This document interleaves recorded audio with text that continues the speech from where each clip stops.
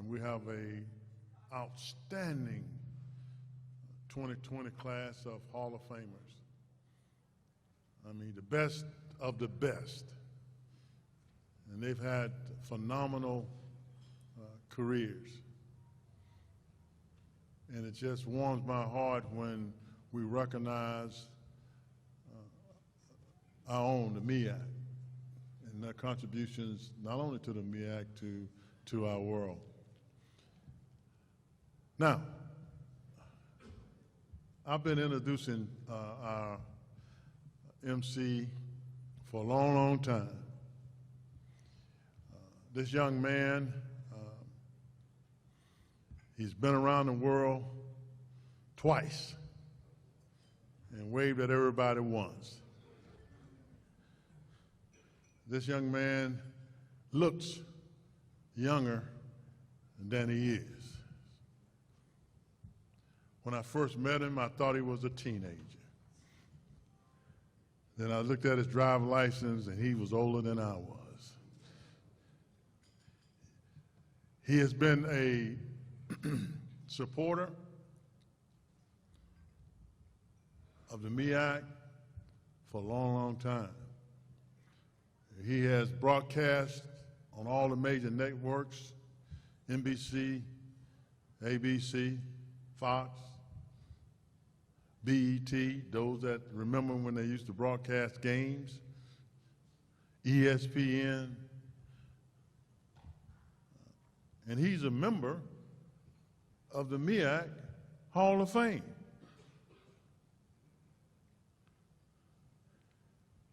He's always been willing and receptive to our phone calls and said, "Charlie, we need you to do this." He's never turned us down. He is truly committed to all that the MEAC is doing. So I want all of you at this time to give a warm MEAC welcome to the MEAC Hall of Famer. He belongs to a whole lot of Hall of Fames, by the way.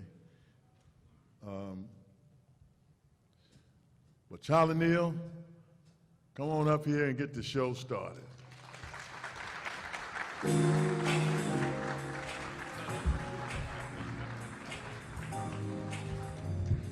Thank you so much, Dr. Thomas. And so again, a pleasure to be here and host this 2020 MEAC Hall of Fame induction ceremonies.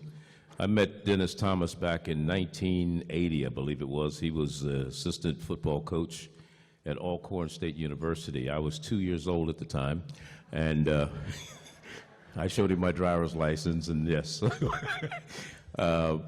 Here's the most ironic thing. A lot of people do not realize Dennis Thomas played football at Alcorn State. He was a lineman.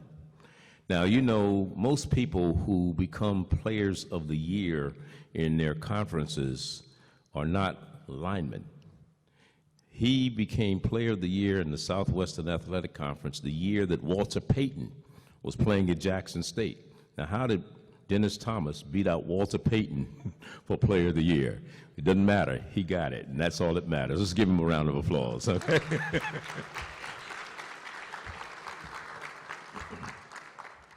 As Dr. Thomas said, we have a great group of inductees going into the 2020 MEAC Hall of Fame, and we'd like to introduce and meet each one of them right now.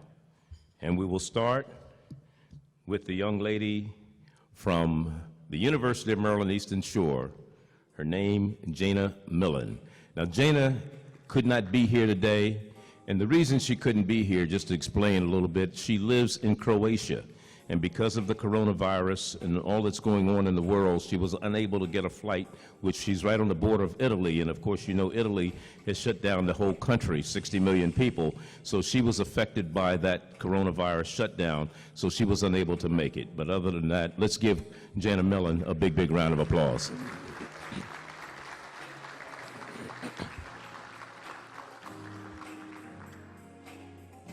Next, let's meet Cornell Maynor, North Carolina A&T State University.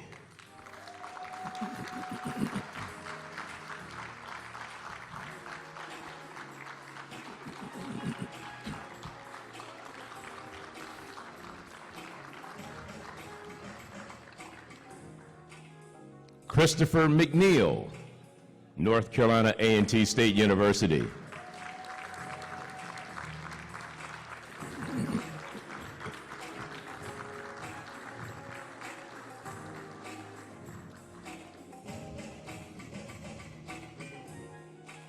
Now I want you to be able to distinguish the difference. You remember Chris McNeil was a lineman.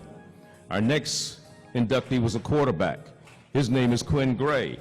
He went to Florida A&M University. Now which one was the lineman and which one was the quarterback?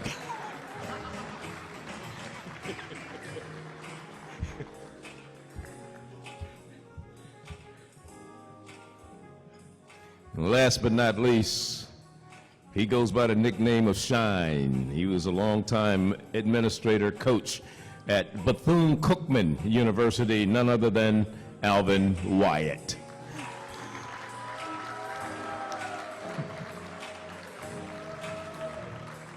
Still got that swagger, doesn't he?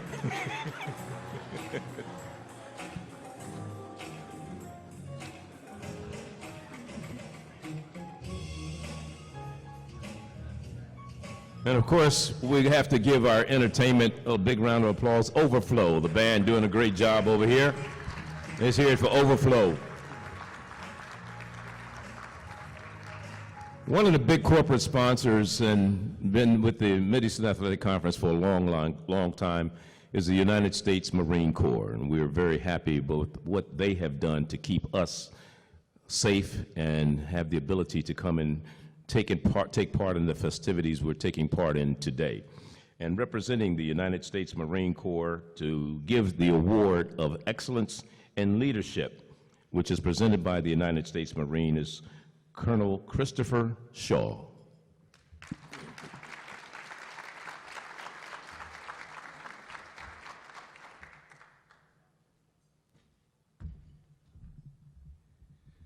Good morning.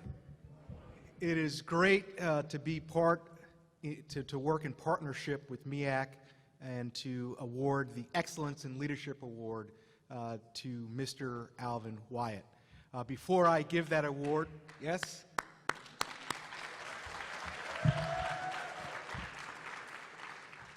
Before I present that award, I'd be remiss without recognizing two outstanding Marine officers that I get to work with daily that are actually some of your former students. One played basketball for you, and another was your, how do I say it, your mascot at Bethune-Cookman. So if Captain Valon Earhart could stand, she's a lawyer in the Marine Corps, Bethune-Cookman grad.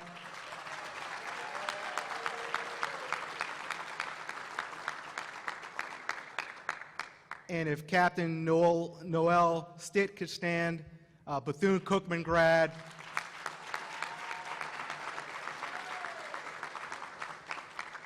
And he just got selected to be a cyber warrior for the Marine Corps and really a cyber warrior for the United States. So again, hoorah. Mr. WYATT, again, congratulations on your induction into the Hall of Fame. And also congratulations to your commitment to leadership, graduating from Bethune-Cookman, then going off, playing in the NFL, then being a coach for the football team, being a coach for women's basketball. Really, that shows your commitment to the student athlete. So thank you for your service over the years, and thank you for the products that you've produced that make our country stronger and make the Marine Corps stronger. Thank you.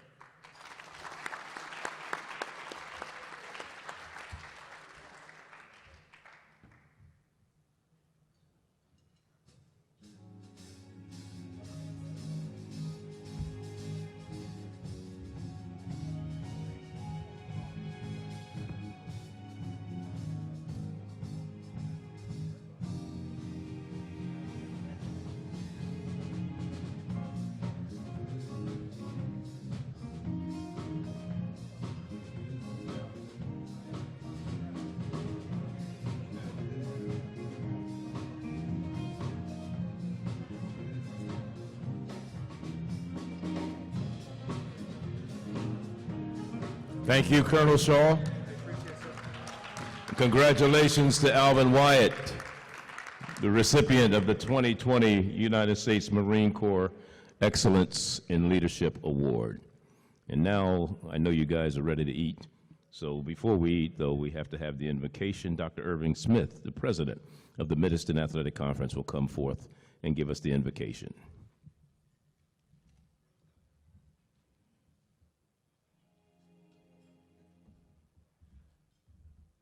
Good morning, everyone.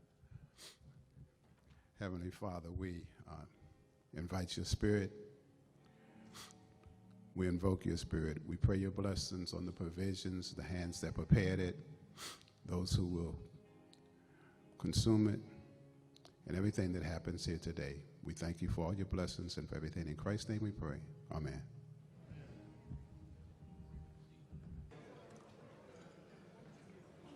We're about to continue with our program this morning.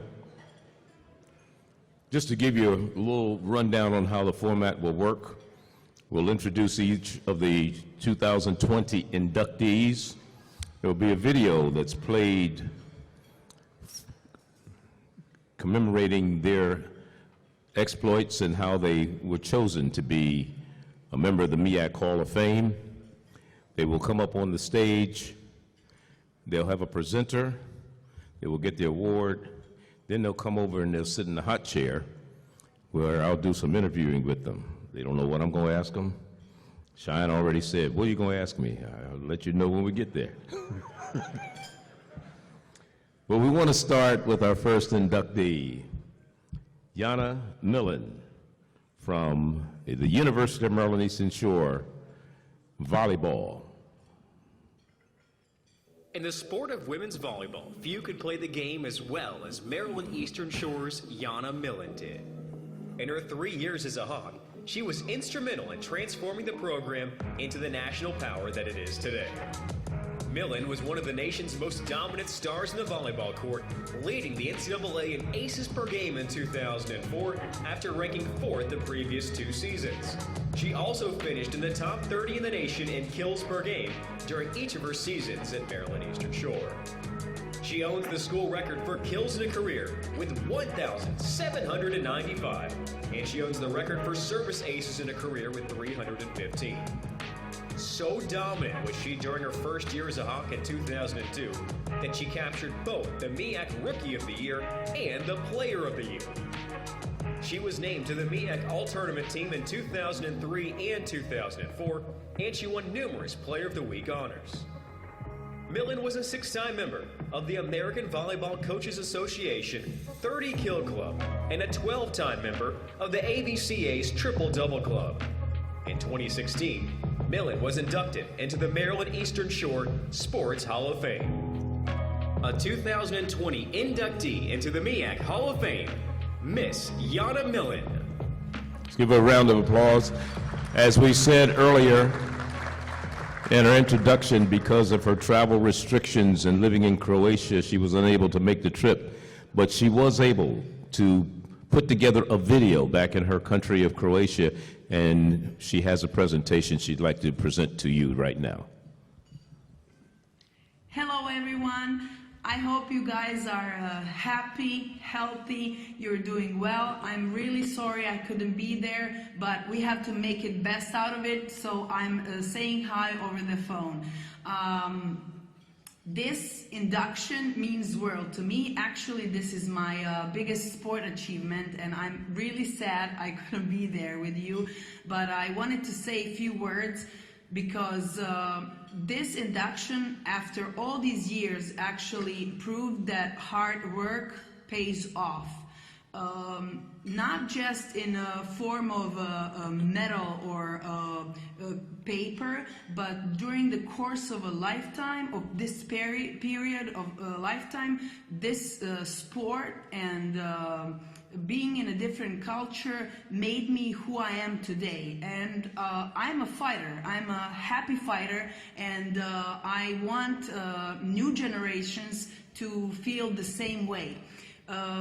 So actually, this induction proved that hard work pays off, and I wanted to tell you a quick little story. So I came, I didn't know the language, new culture, everything was new. So coach said, okay, first semester, make sure you don't have classes from 8 till 10 in the morning. Okay, I really made sure, talked to professors, but out of 20 girls, 2 girls couldn't make it. Their major didn't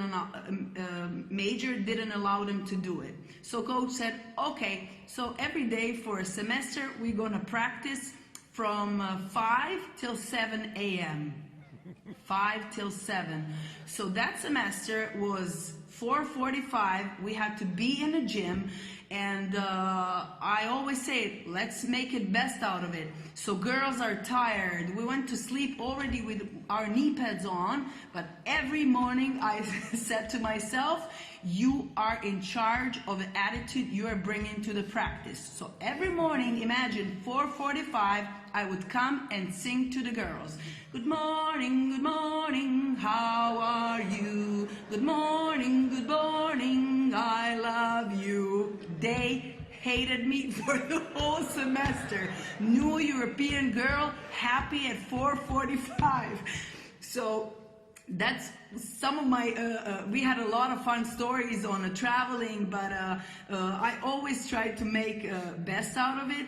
And for the future generations, I hope they have this bond like my team had, and they fought for me for every minute I was there trying to make my exams or setting or hitting, whatever it was. My team, my coach, my staff, my school, my conference made me feel comfortable, safe, and happy. And I want everybody to have this experience of a college experience. So UMES, MEAC, thank you so much for actually making me woman I am today. And I'm trying to do the same thing on my own kids and the kids that I coach. So thank you so much. I'm so sad I couldn't meet people getting inducted today. I congratulate them because I know that took a lot of hard work. America, MEAC, UMES, Stan, Dean, Athletic Director, all of my girls, I love you. Huge hug from Croatia, and thank you. I'm really grateful. Thank you. Bye. All right. Now you see why she's in the MEAC Hall of Fame. 4 years ago, she went into the UMES Hall of Fame. Yana Millen, congratulations, young lady. Our next inductee, Cornell Maynor, football, North Carolina A&T. If you Google the name of our second inductee, Mr. Cornell Maynor, you will find references to both sports and entertainment. In sports, Maynor was a 2-time MEAC Offensive Player of the Year for the North Carolina A&T State University Aggies. In fact, he was the first Aggie to win that coveted award when he did so in 1990 and again the very next season. He led the Aggies to the 1991 MEAC Championship and to back-to-back 9-win seasons. He finished his career at A&T with 58 touchdowns, third on the school's all-time list. He owns the school record for best career quarterback efficiency rating and best completion percentage. Following his college playing career, Maynor enjoyed a 12-year career in the Arena Football League, where he became a 4-time AFL World Champion, leading the Tampa Bay Storm to the 1993 and 1994 World Championship and the Orlando Predators to the 1998 and 2002 World Championship. He was named the Arena Bowl MVP in 2000. Maynor has enjoyed a career in coaching for more than 2 decades in the MEAC, the SWEC, and the CIAA. In the MEAC, he served as Hampton University's head football coach for 4 seasons. In the world of entertainment, Maynor worked on the movie Any Given Sunday, serving as Jamie Foxx's stand-in and stuntman. A 2020 inductee into the MEAC Hall of Fame, Mr. Connell Maynard. Cornell being presented by his former coach, also a Hall of Famer in his own right, Bill Hayes.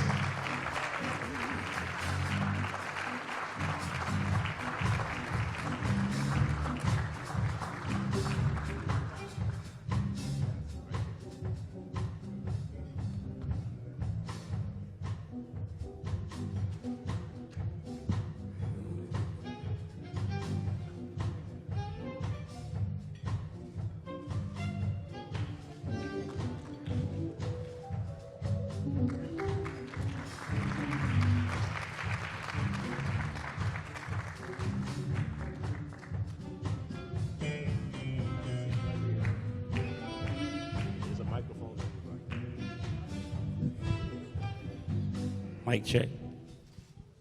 Good morning. Good morning. How you doing? Great. That guy that just left the stage here, Bill Hayes, he recruited you out of E.E. Smith down in Fayetteville, North Carolina. You came to Winston-Salem one year. He left and decided to go over to A&T, and you followed him. Why? Great. He's a living legend. You know, he came down and talked to me and my parents and gave me his vision and told me I would have an opportunity to play, and the rest is history. You know, you got an award when you were first year there at North Carolina A&T, the rookie or player, offensive player of the year. What did that mean to you? It's a team award. You know, it means I had good teammates, had a good defense, had a great coaching staff. You know, you can do all you can do, but I can only play one position, you know. And so in order to accomplish things like that, you got to have great teammates. How did Coach Hayes mold you, not only as a player, but as a man? He's taught me so much. You know, I come from a broken home. My mother raised me, my brother, my sister, and so Coach has been like a father figure for me since 1987. And all the things he's installed in me, I've been installing in my players for the last 20 years, and my teammates, and it's worked out. He's been a great leader, role model, father, husband, coach, and I try to do all those same things. You know, he's been married for a long time. I've been married for 24 short years, and my wife is sitting right there, so I've been blessed to follow his footsteps.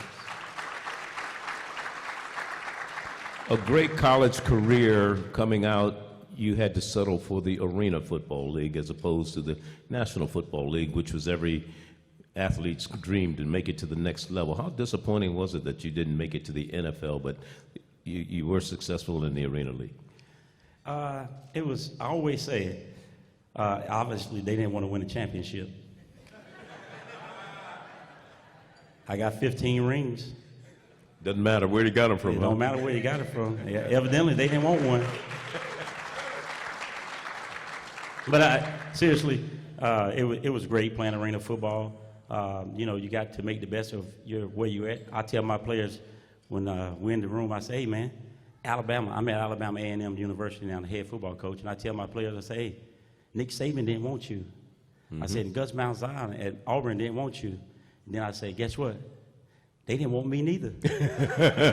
So we're going to make the best of what we got right here at Alabama A&M. So it's you guys got to make the best of wherever you're at. You got a chance to do some acting. Any given Sunday, you were the double for what, Jamie Foxx? Yes, sir. Who else was in that movie? Some big name stars. LL Cool J, Cameron Diaz,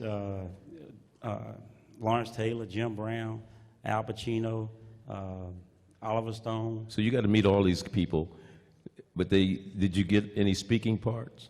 I didn't, but you know, the stunts is just like a speaking part. Either one, you get a stunt or a speaking part, it's the same. You get paid a little bit extra, you know, so. But it was great. Al Pacino would come out with his sports coat on, and he'd just want to stand 10 yards apart and throw footballs. I think y'all saw a picture with me and Al hugging, and we did that all the time. And Jamie, we shot basketball, and we went to the movies, and we just hung out. Those guys was down to earth, and it was a great opportunity for me to have that role. How did it come about? Because of the success you had in arena football? Well, I was in arena football, and one of my quarterbacks on my team, Pat O'Hara, was in Waterboy. And so they said that Any Given Sunday's coming out, we need a stunt double for Puff Daddy. Puff Daddy was supposed to be Jamie Foxx, but he didn't show up to no meetings. So they got rid of him and got Jamie Foxx. So they said, we need a stunt double that's athletic, can throw the ball and run. And so he said, you need to come and try out. So I went up and I tried out. There was 25 quarterbacks there. And they sent 24 of them home. All right. Did you ever want to pursue the acting career after that? Did you think about it? Well, I thought about it, but I'm where I'm supposed to be, coaching and leading these young men. And talking about that, after your playing career, you decided to go into coaching. What was the inspiration behind you going that direction? Well, you know, really, when I was playing, I never thought that I was really wanted to be a coach. And then I just, after my last year with Coach, I needed a couple more credits, so I went back and helped them out, and I thought that, you know, that was my passion, you know, to coach football and help the young men like Coach helped me. At Winston-Salem, you had, I think, a 3-year period where you went like 21-0. You remember that? Well, in the conference, Yes, against 4 conference years, team. Conference teams, we was 22-0 in 3 years. You lost the championship in 2012. You made the Division II playoffs 3 straight years. What are your fondest memories of those days? Oh man, it's always just great thinking about those days. We won a lot of football games. We had a lot of great football players. I always tell them it's not about the X and O's, it's about the Jimmys and the Joes. So I try to recruit a lot of good players, and the better players you recruit, the better coach you are. What does it mean to you, what's happening to you today here in Norfolk, Virginia, being inducted into the MEAC Hall of Fame? That's an unbelievable honor. I'm humbled and excited and thankful for all my coaches, teammates, my family, everybody that supported me to get to this point. It's just an unbelievable accomplishment, and I couldn't have did it without my teammates. We had a great defense called Blue Death when I was at A&T, and they helped us win some games. And then we had a great coach calling good plays, and so it's a team effort all the way around. And I'm just be forever grateful to North Carolina A&T and the MEAC. All right, well, thank you, Connell Millionaire, 2020 MEAC Hall of Famer. Hey, one other thing with the coronavirus, I always tell people, if you're gonna worry, don't pray. If you're gonna pray, don't worry. I'm gonna pray. Thank you, yes, sir.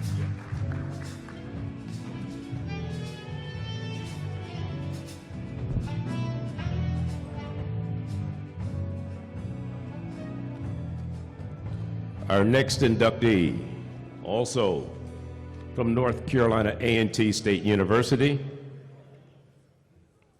Christopher McNeil.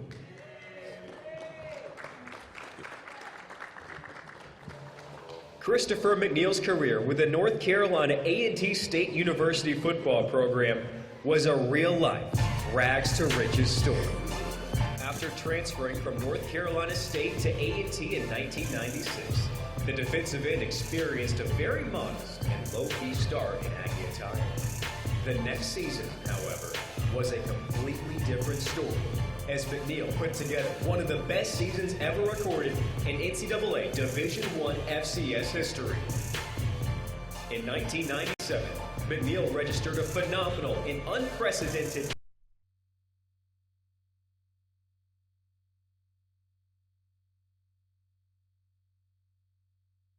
earned him an abundance of postseason honors, including MEAC Defensive Player of the Year, Division I AA National Player of the Year, Sheridan Sports Network All-American, Sports Network Division I AA All-American, Associated Press Division I AA All-America, and Walter Camp Division I AA All-America.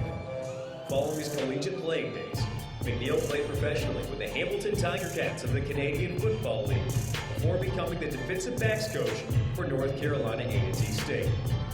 He is currently the president of I Got Next Youth Sports, an organization that focuses on uplifting at-risk youth, and through his Queen City Automobile Detailing Company in Charlotte, North Carolina, he gives released prisoners an opportunity to earn income while getting acclimated back into society. A 2020 inductee into the MEAC Hall of Fame, Mr. Christopher McNeil. All right, Christopher McNeil. And his presenter is his son, Dorian McNeil, that's his son.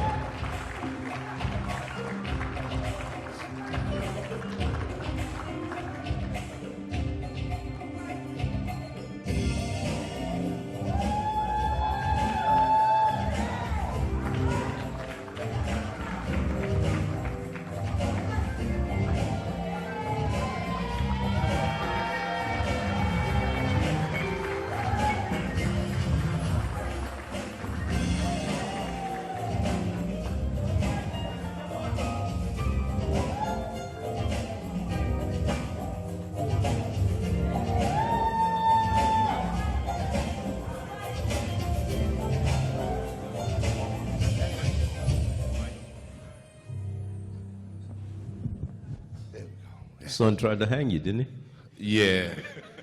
Son getting up there. You started your college career at North Carolina State. What made you transfer? I'm an honest person. I was out riding with some of my teammates, and just out joyriding, just broke in some cars. And bored, wasn't there, we didn't have money, and just that's what we did. And then my coach at that university wanted me to sit out another year. Time was ticking for me. And I had a teammate of mine that transferred, and he said, go down to A&T and talk to Coach Hayes. You need to go see him, and I think he'll do good for you. I went over to Central, met with Larry Little, and then didn't feel quite at home. And then I went down to Greensboro, and he was leaning in the trailer. And the very first time I met Coach Hayes, Coach it's a true story. I cannot make this. He said, "Man, God told me you was gonna call me." That is a true story. And ever since that day, when I walked when I met him, went into the trailer over there by Moore Gym, and I left out the trailer. I got back in. My teammates, I said, I'm coming to Greensboro. This is where I feel like I need to be. I'm coming to Greensboro. I got a coach that I feel like gonna let me play and be me, and that's why I chose North Carolina A&T State University. And it also changed your life. Oh yeah. Graduated from college, number one. First in my family to graduate in college. I don't know if many of y'all know, true rags to riches story, beyond rags, beyond rich now. So it put me in a position. I just finished and got my master's, man, and education has been important to me, for my family. So yeah, it has set me up in life to do pretty well.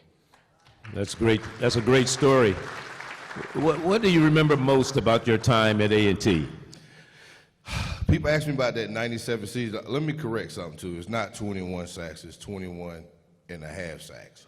So let's make sure we put that So you had some help on that half sack, though. If you want to call it, yeah. Right, yeah, I had a half on that half sack, but it's 21.5. But I think at A&T, what I remember the most is I never worked ever that hard in my life before. I learned about blood, sweat, and tears. I learned how not to quit. I learned about fourth quarter, and I knew that I had a coach. He'll turn his car lights on, and we'll run until he felt like he'd kick the water buckets over. But I learned a lot about dedication, determination, discipline, and to never quit, ever, never. So that's what I remember the most about my time at A&T. I grew up, found myself coming from a predominantly white university to go to HBCU. I was lost, and then when I got down to A&T, I met other young men striving to be great in life, and I had the opportunity to find myself, and that's what I discovered. I discovered who Chris McNeil was. I discovered who the desires and passions in life that Chris McNeil wanted to do.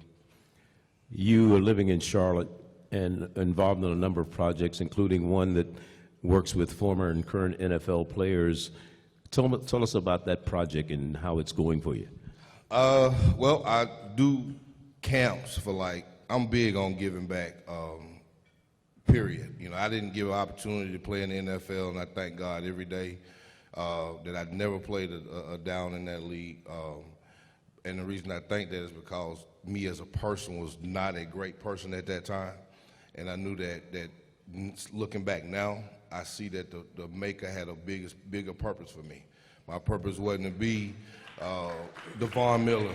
I was way before my time. So in Charlotte, you know, the youth program, a guy that we started out of NC State together, we started this 501c3 and nonprofit organization, got a pretty good AAU basketball program, pretty good youth football program that's up and coming. But one of the things we preach about is being morally sound, and it's not about the wins and losses, you know, not right now.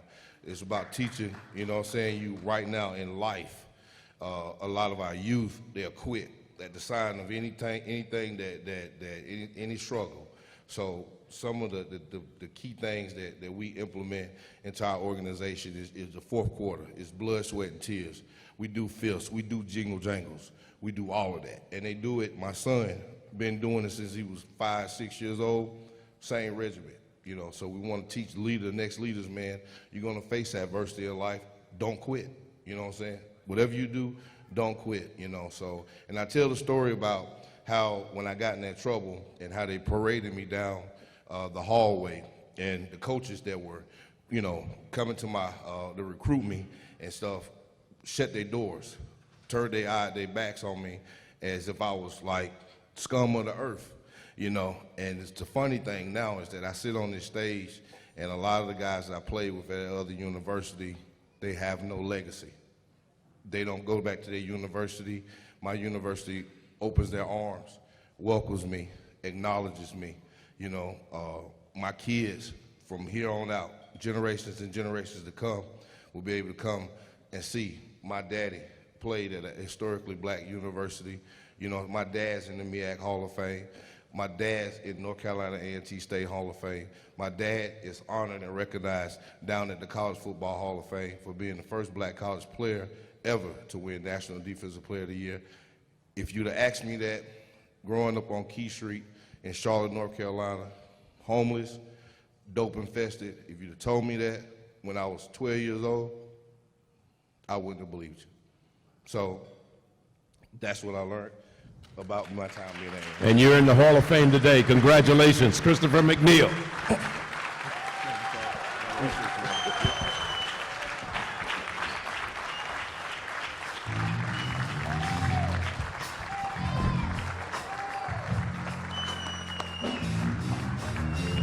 And those are the type of stories we like to hear. That's what makes HBCUs so great. That's what makes this conference, the Mid-Eastern Athletic Conference, so great, that you can take young people, mold them, and make them men, and that's important. Our next inductee for the 2020 MEAC Hall of Fame, none other than Florida A&M's own Quinn Gray. In the Gold Coast offense era of legendary head coach Billy Joe at Florida A&M University, one name that became synonymous with success on the gridiron is that of quarterback extraordinaire, Mr. Quinn Gray. Between 1998 and 2001, Gray's feats on the football field were nothing short of amazing. He finished his career as the Rattlers' all-time leader in passing yards, pass attempts, pass completions, and touchdown passes. He also owns 3 of the top 10 single-game passing performances in FAMU history. Gray was not simply a star with great numbers, but his great numbers translated into championships for the Rattlers. He led FAMU to back-to-back MEAC championships in 2000 with a 9-3 overall record, and in 2001 with a record of 7-4. He was a member of 4 straight NCAA Division I AA playoff squads between 1998 and 2001, and the 1999 season included a memorable playoff run all the way to the national semifinals. Following his college career, Gray played in the NFL before leading the Frankfurt Galaxy to the NFL Europe Championship in 2003. A native of Fort Lauderdale, Florida, and a 2020 inductee into the MEAC Hall of Fame, Mr. Quinn Gray. Welcome Quinn Gray and his presenter, his mother, Dolores Gray.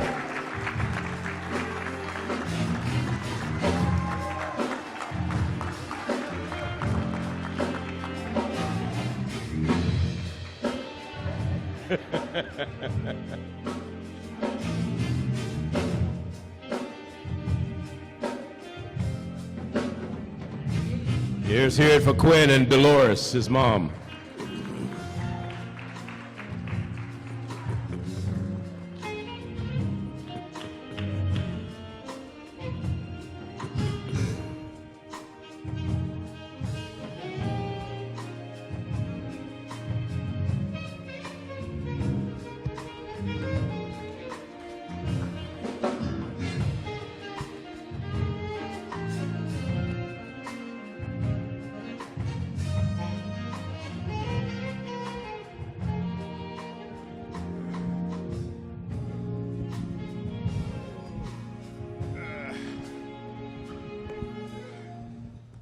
You know what's so interesting? Dennis was talking about how old I am. I did all these people's games when they were playing. And they got kids playing, and they got kids just playing. So it's been a while. Quinn, it's good seeing you. Good seeing you. Coming out of high school, you played 3 sports. I did. You were a pitcher on the baseball team, you played basketball, you played football. What got you settled in football? What really got me set on football was Coach Billy Joe, because he told me I wasn't playing baseball no more. On my recruiting trip at FAMU, that was one of the things to get me to FAMU, honestly, because originally I committed to Hampton University on my very first recruiting trip. Then I went and visited FAMU, and I had a bunch of family in Tallahassee at the time. My sister was at TCC, my cousin was at TCC, had a couple of folks at FAMU, and then talking to Coach Billy Joe, hey, baseball and football is what I want to do. It's what I've always done. Oh, no problem. Then I get there, go through the fall, spring comes, it's baseball time. Got that spring fever, huh? Yeah. Not so much. So it ended up being a blessing for me because it allowed me to focus my time on my craft and get better at the game of football, which allowed me to go on and do great things. Talked about Billy Joe. He brought in what they called the West Coast offense back at the time. Did you know anything about what that was, and how hard was it for you to adjust? At the time, I didn't know what it was when I first got there. But the key thing that made Coach Billy Joe great offensively in terms of his mind was his quarterbacks. He always did different things that a lot of people didn't do. As a freshman, if he knew or had a feeling that you were going to be pretty good, he'd put you in the press box with him, because a lot of people didn't know Coach Billy Joe coached from the press box. And he would put you in the press box with him to learn as games would go on from the things that he would see. And he would teach you things in the press box as games go on. And there's no other sight to see than the game of football from up high. And if you can get up there and learn and things like that, which he understood already, it teaches you a great deal. And I was fortunate enough to be that guy that he thought would be the next great thing. So that's where I learned from. 2001, you had a big game against South Carolina State. What do you remember about that contest? Why are you laughing? At that time, South Carolina State was, I'll just say they were in transition.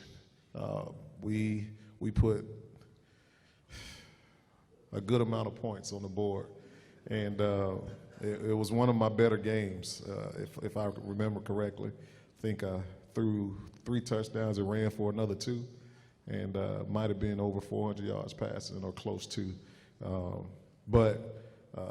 And that's when the game was being played down in Jacksonville. So, and I wanna say the South Carolina State games is what led to me being in Jacksonville in my pro career.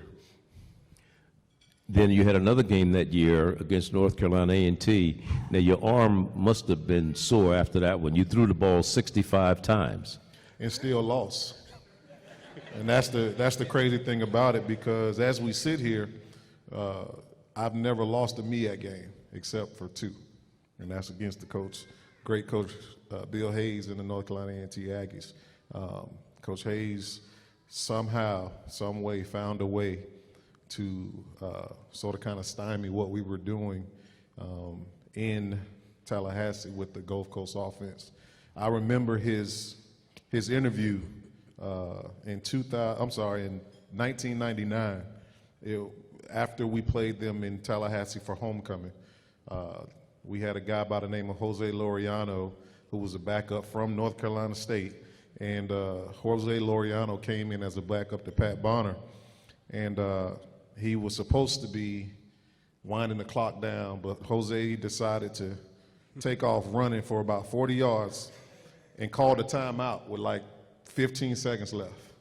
And Coach Billy Joe obviously was pretty upset about that, and obviously Coach Hayes was pretty upset about that. So much so that the article that they wrote about that game, he said in an interview, he put that article in his bathroom. So every time that he would sit and use the bathroom, he'd read that article about us calling a timeout with 20 seconds.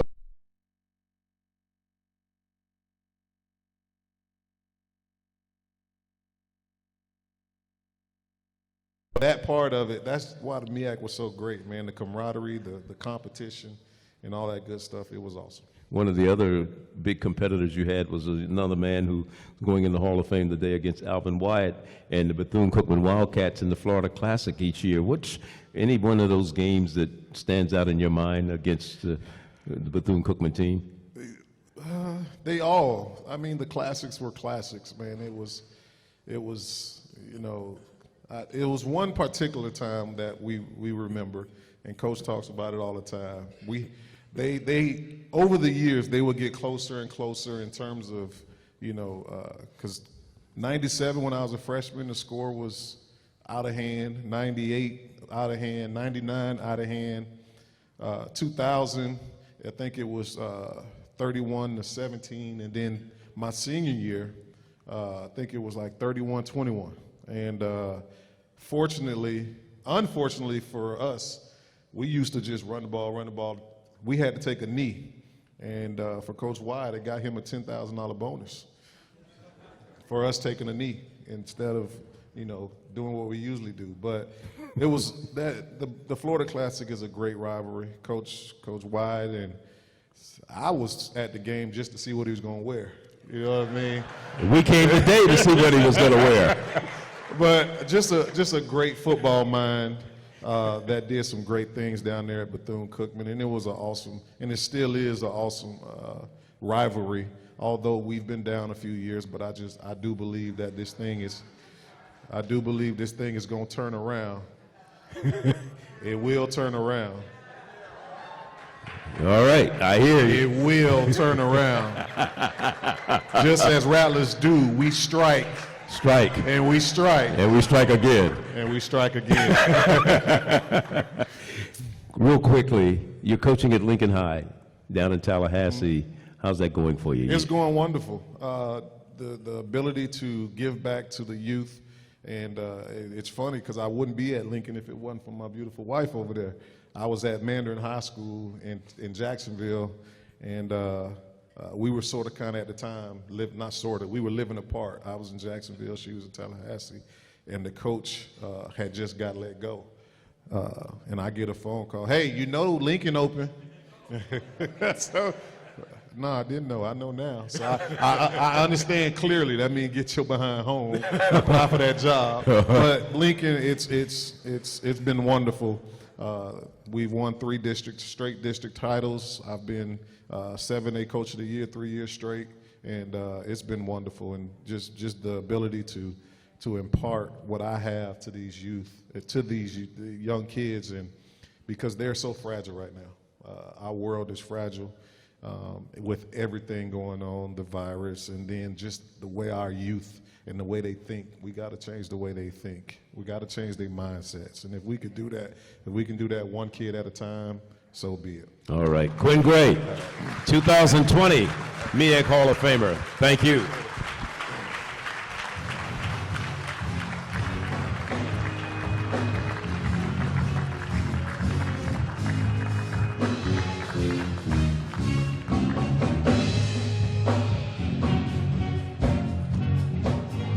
Our next inductee, former basketball on the ladies' side, football at Bethune-Cookman University, none other than ALVIN WYATT.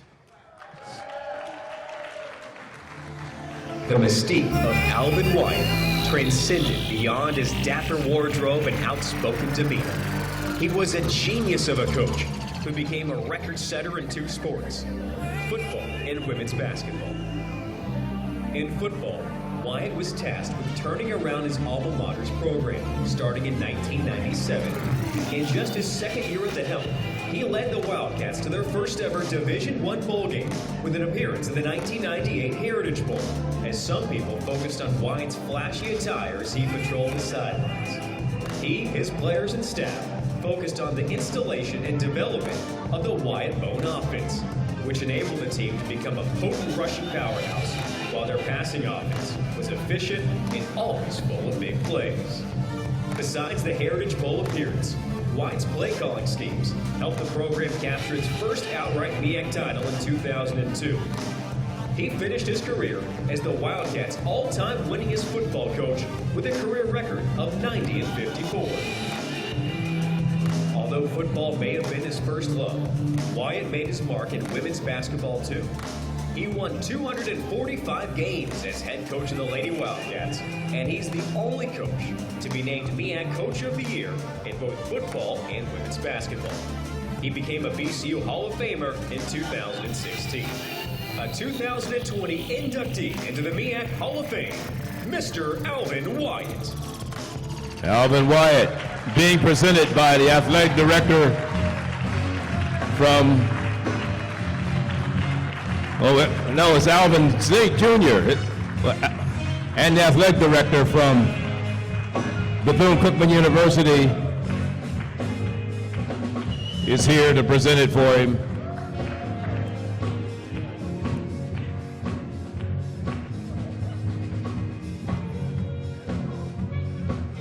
Lynn Thompson, ALVIN Jr.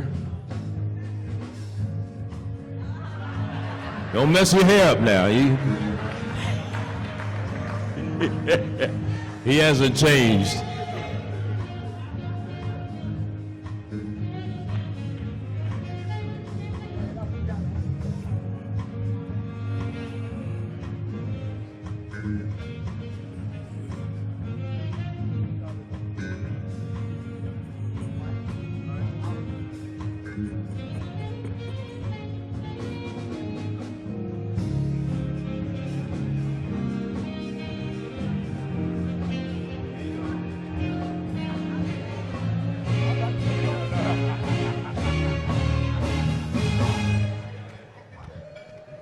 Like I told him earlier, we all came not for the Hall of Fame, we came to see what he was going to wear.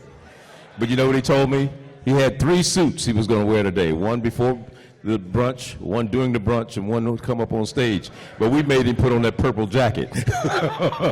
So Sure did. Listen, let me correct something before you ask me a question.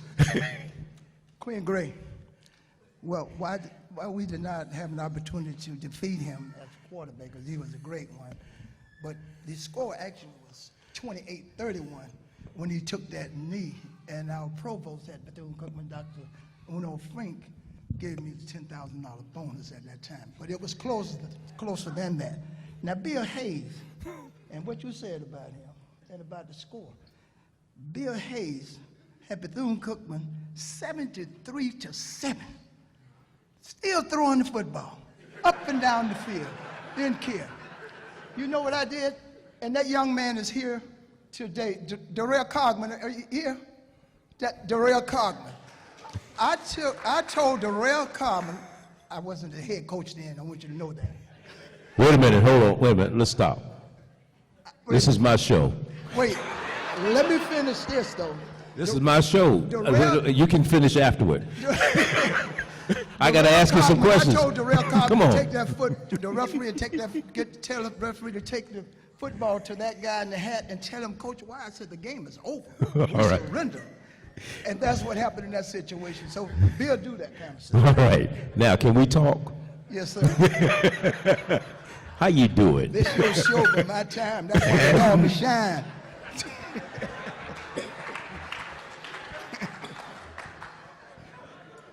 Let's talk about you coming out of Jacksonville, Florida, where you grew up.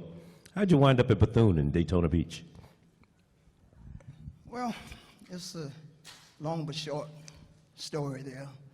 My head football coach, Wallace Raspberry, is a graduate of Bethune-Cookman College, now Bethune-Cookman University. Coach McLaren played ball with Coach Raspberry. And by way of Coach Raspberry and his relationship with Bethune-Cookman and playing there and Coach McLaren, I was able to receive a scholarship there to play football. Other schools did not see me as a potential starter or player because I had knee surgery as a 10-year-old, and I was told I'd never play football again. Even Edward Waters College turned me down at that time. I also wrote a letter to the University of Florida to try to get in school there. I was turned down by Coach Ray Graves at that time, and Bethune-Cookman took me in, and from there, you know, just sky was the limit for me. You have done something that was kind of interesting and rare. How did you get into coaching women's basketball? It was a job saver. Well, first of all, I always wanted to play basketball, but you know, I tried to do it in high school, but I was kind of embarrassed to the fact that the pants were so short. And Not you. I felt uncomfortable that way, so I didn't play basketball. So at Bethune-Cookman, I was afforded an opportunity by the late Tank Johnson, who was also a Hall of Famer, along with Lynn Thompson, who was a Hall of Famer also, to become the head basketball coach when it came available. And I jumped on it, and we had a lot of success during that time. I know I had a chance to do a game down in Daytona Beach. It was 85 degrees in the gym, and Coach came in with a fur coat on. Why were you wearing a fur coat in the basketball gym on the sideline? Just answer that for me. Listen, that was in 1984. And See, I wasn't lying. it's like everybody said, you are getting old because you forgot the place. It was at the MEAC tournament when we won the MEAC championship. We were live on BET, and you were calling the game, and I did come in with the fur, and it was about 90 degrees in the gym. But I did not care. I wanted to wear that fur. I wanted people to see it. So that did happen, and I'm very proud of that situation. All right, now let's go a little step further. We know your outfits on the sideline. One of the things I've noticed over the years, most coaches, football coaches, once they are winning or close to the game being over, the team gives them a Gatorade bath. You have avoided that. How did you avoid it? You had security around you that made sure that those players didn't come close and mess up your outfit, right?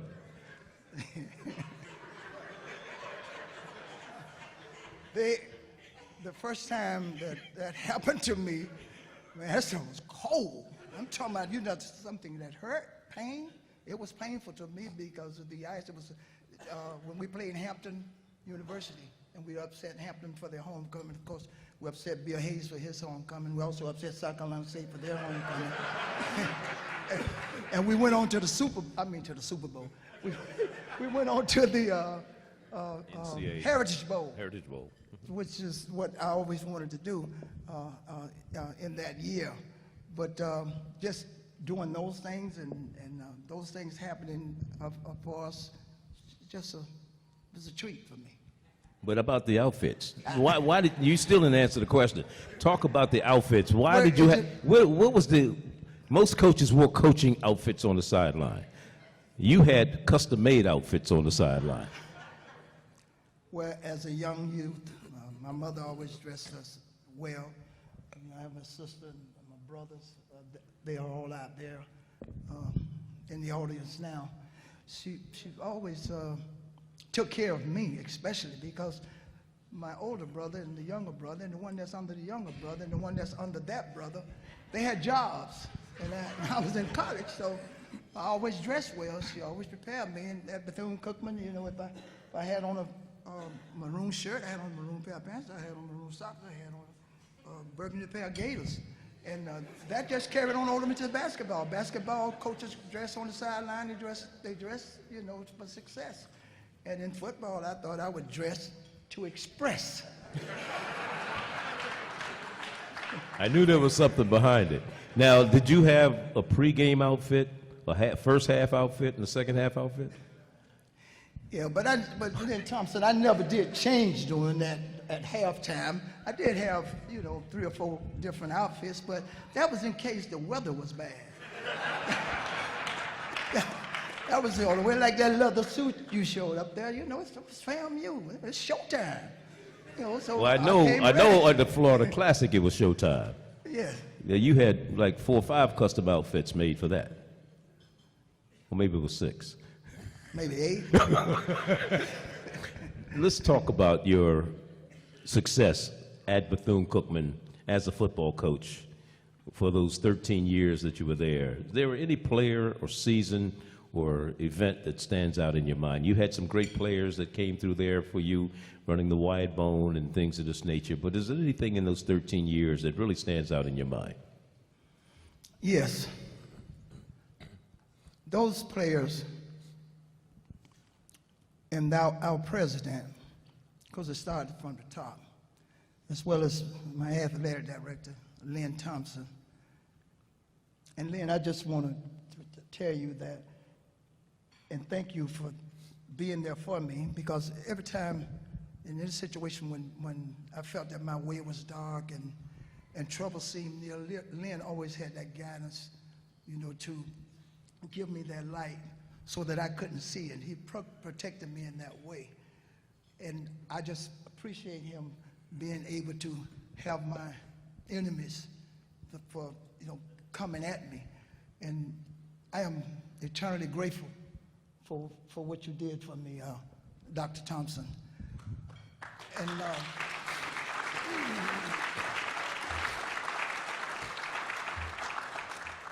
as far as my players, and I can talk to you because some of you probably didn't see the same situation, I just got in the front of them just like I would get in the front of you, and I just told every single one of them that was sitting in this room, in that setting, that particular time, just like I can tell you, get ready. Get ready to believe in yourself as you never believed in anything else before in your life. And that's talking about belief. And our student athletes, they got ready, just like you can get ready to believe anything in your life. No matter who you are, no matter what you think of yourself, no matter what your circumstances, no matter if you're trying to make a good year better or change a terrible one, before you get through that season or that year, an extraordinary new positiveness and confidence will take a hold to you with a strength and conviction you can't imagine. And believe me, it will happen. It doesn't matter what you think of yourself. It doesn't matter if you was black. It doesn't matter if you was white. It doesn't matter if you was raised in a castle, brought up in the ghetto. It just doesn't matter. It doesn't matter. You preach it. If your, yes, I am. It doesn't matter if your marriage has failed you, your business has failed you. It doesn't matter. It doesn't matter at all. There's a champion inside of every single one of you sitting in here right now. A champion sitting there that's ready to explode. But Alvin. Ready to come. Alvin, have a seat. Quickly, answer that question. Is there any player that stands out in your mind? And I told my people that you would do that to me if I got up to say the things no that question. I really wanted to say. You remember the Gong Show, that hand that used to come out? Yeah, Any player, one player that stands out in your mind? absolutely. I have two of them here today with me, Jarrell Cogman as well as Corey Brinson. They're in here. They were great players for me. Jarrell Cogman was my captain. Then you have Rasheem Mathis, who's Hall of Famer. Nick Collins is a Hall of Famer, Super Bowl participant. You have Rosina Pearson in basketball. That's a Hall of Famer. You have Irma Jones. I'm so proud of the fact that I'm probably the only coach in the United States of America that, and I know in this conference, had back-to-back Players of the Year in basketball, back-to-back Players of the Year in football. So that's a great achievement for us. So those people do stand out. Then you have Alan Suber, who was MEAC, and while you were, Coach Maynard, while you were 91 and 92 back-to-back Players of the Year as quarterback, so was Alan Suber. So yes, those are the players that stand out. All right. Well, it's great seeing you. We wish we had more time. I do too. I know you do, but we're going to cut it off I here. wish we had- Here you go, Alvin Wyatt, Hall of Famer. Thank you.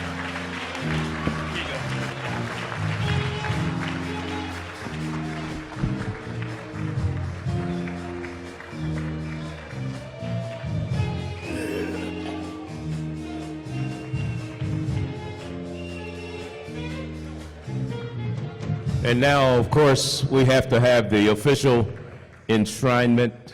Dr. Irvin Smith will conduct that portion, and then we'll hear from Dr. Thomas for closing remarks. I want to recognize Bethune-Cookman's president. He's first MEAC tournament. Dr. Crite, where are you? He was here earlier. There he is, Dr. Crite. Came all the way from Denver, loves this weather here. It's not snowing. So, congratulations.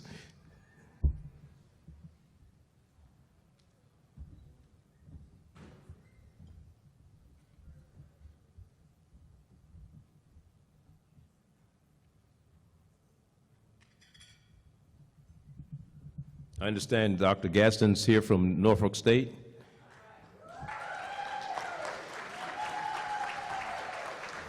We have a couple presidents in attendance. Great to see you. Thank you. Dr. Thomas, Commissioner, would you join me?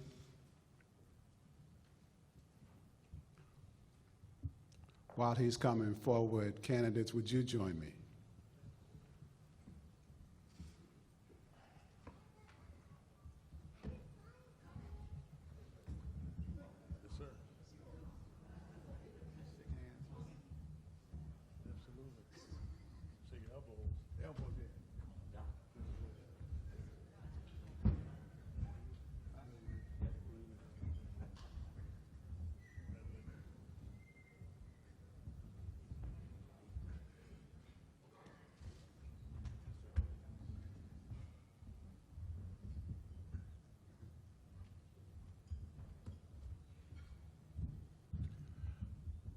By the power vested in me as the president of the MEAC, I present to you the 2020 MEAC Hall of Fame inductees.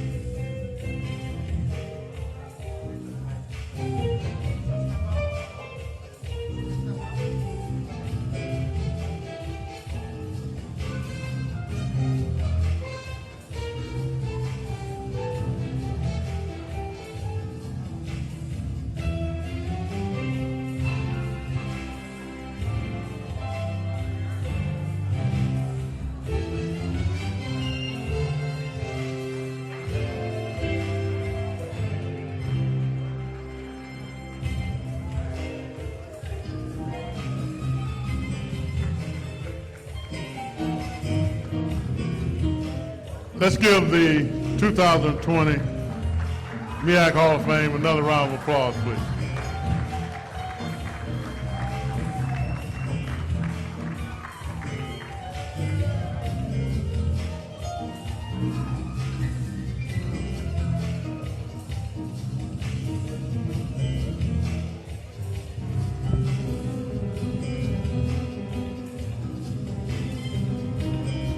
All right, all right.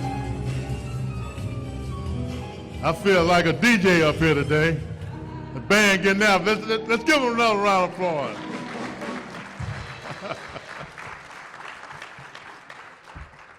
That's a great job. Absolutely great job.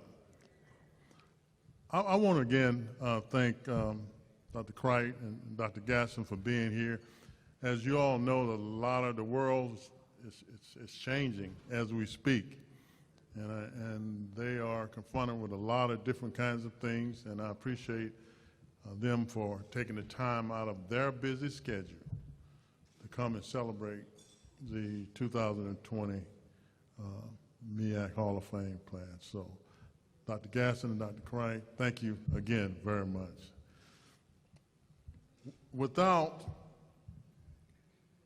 all the things that we do, you have to have partners. You have to have corporate America to invest in your product, to invest in our students.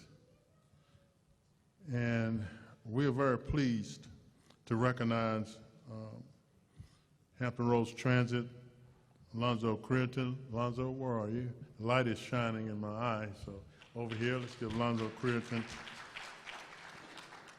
Again,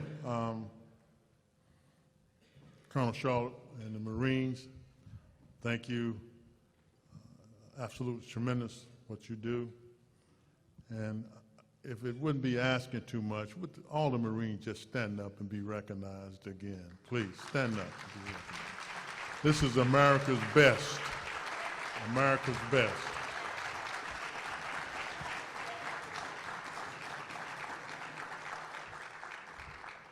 Thank you very much.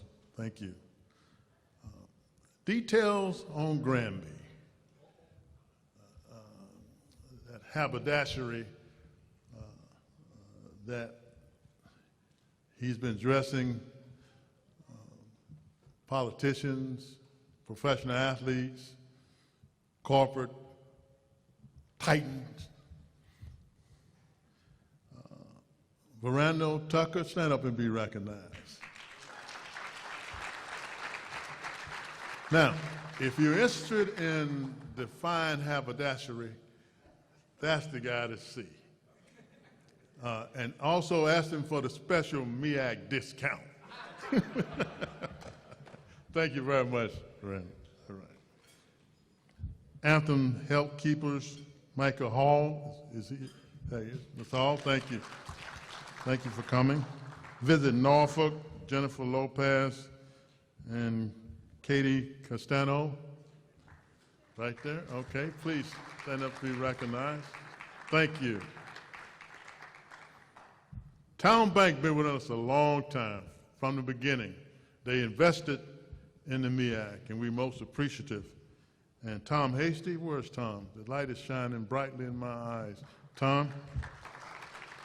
Yvonne Allman is here as well. Thank you, Ms. Allman, very much.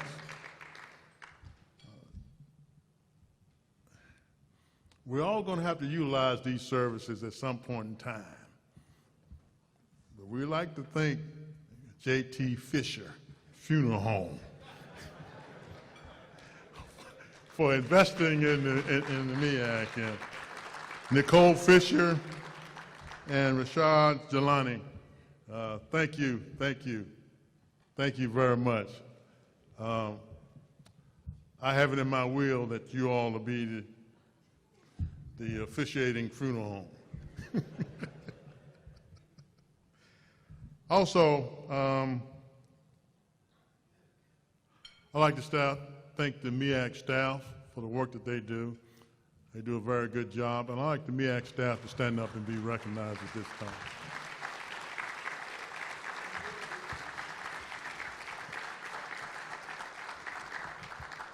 Thank you. As you all know, we have revised the schedule for the tournament,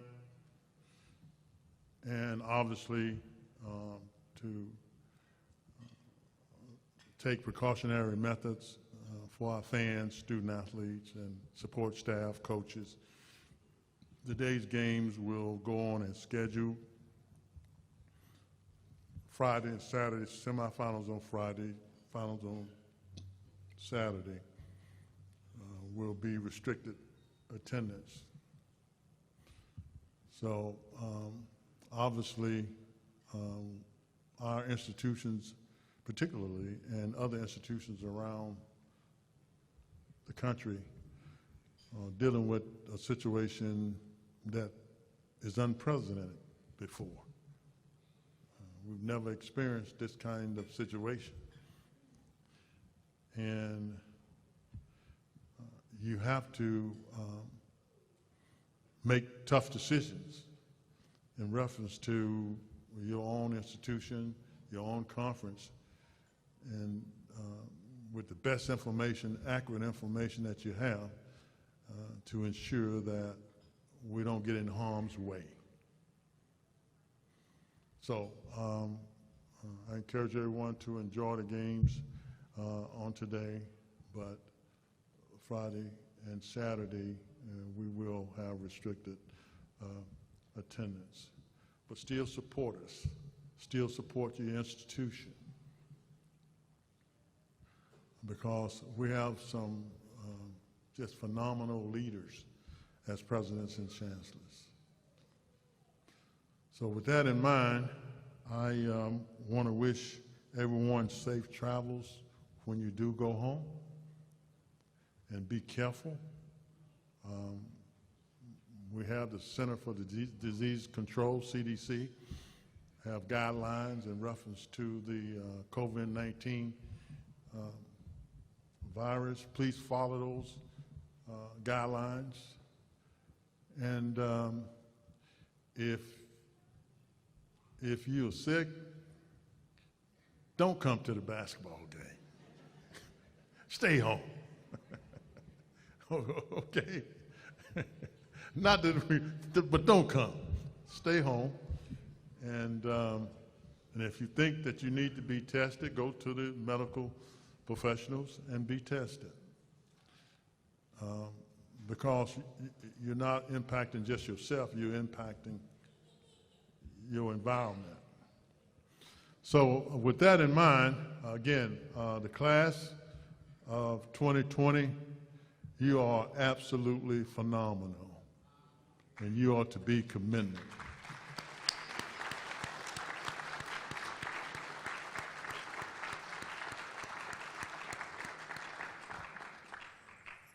I learned something today about each. I already knew about Coach Wyatt. You know, he Coach Wyatt. Okay, I knew about Coach,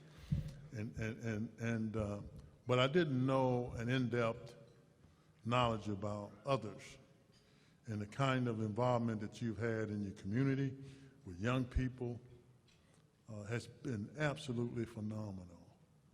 So keep it up and pass it on. Okay? Keep it up and pass it on, because people like you all, teaching one at a time, saving one at a time, can change the world. Can change the world. Okay, with that in mind, we'll bring this event to a conclusion. Thank you very much for coming. Have a great day.